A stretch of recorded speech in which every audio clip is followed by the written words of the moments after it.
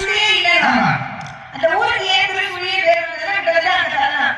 மறுபடியும் பிரளயம் ஏற்பட பிரளயத்தை இறைவன் பூமிக்கு அடியே கொண்டு செல்வதற்காக ஒரு சுழியிலே அப்படி சுழற்றி கீழே இருக்கிறார்.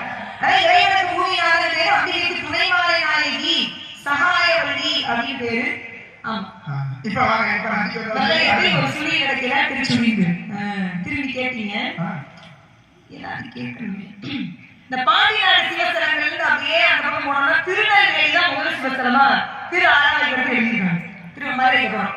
திருநெல்வேலி தெரியுமா? நெல்லுக்கு வேலை போட்டவங்க யாரு? இறைவன் தான் போட்டாரு. எழுதியா?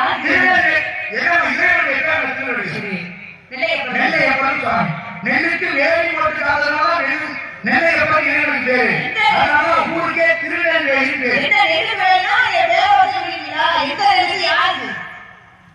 அல்லாஹ்க்கு நெல்லுக்கு அதே வருது. திருநெல்வேலி வந்து கடிக்கிறாங்களே. திருநெல்வேலி சொல்றீங்க.